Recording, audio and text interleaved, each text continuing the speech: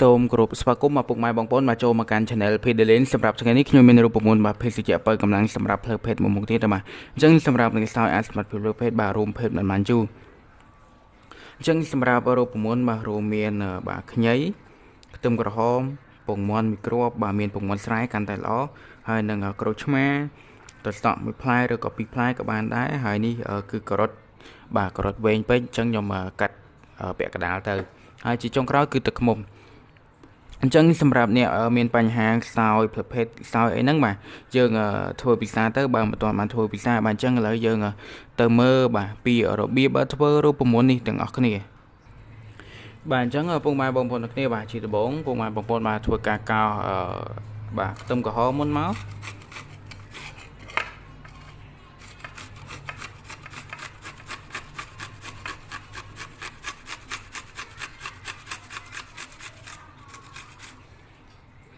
បាទរួចរាល់មកមុខហើយយើងកោសខ្ញីជាបន្តទៀតមក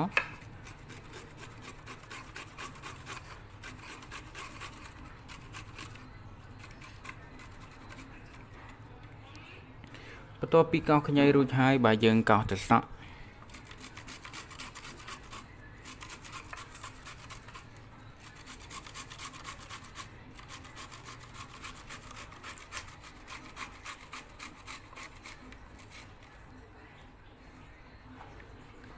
អញ្ចឹងយើងកោសការ៉ុតជាបន្ត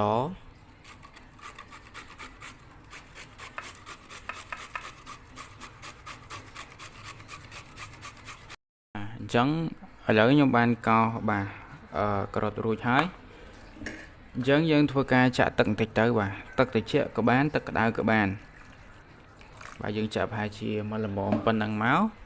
បន្តមកទៀតបាទគឺយើងធ្វើការកូរវាសិនបាទយើងបាទតបវាអញ្ចឹងទៅដើម្បីឲ្យវាចេញជាតិបាទ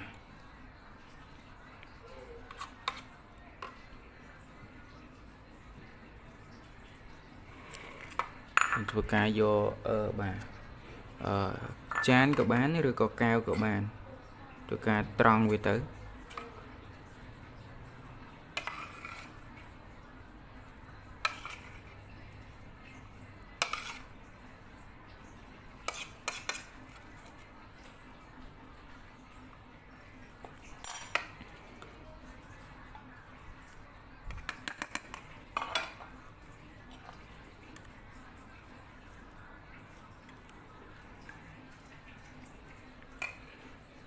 បាទអញ្ចឹងរួចរាល់ហើយអញ្ចឹងយើងធ្វើការបាទច្បាច់ក្រូចឆ្មាចូលមួយចំណិតមកបាទយើងចិតក្រូចឆ្មាចូលទៅបាទច្បាច់ក្រូចឆ្មាចូលទៅបាទអញ្ចឹងបន្ទាប់ពីយើងច្បាច់ក្រូចឆ្មារួចហើយបាទយើងធ្វើការគូសពងមាន់ដាក់មួយគ្រាប់មកពុកម៉ែបងប្អូនបាទអញ្ចឹងយើងបាទ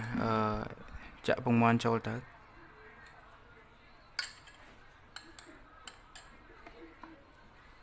ហើយនឹងជាចុងក្រោយគឺយើងត្រូវបន្ថែមទឹកឃ្មុំចំនួន1ស្លាបព្រាបាយ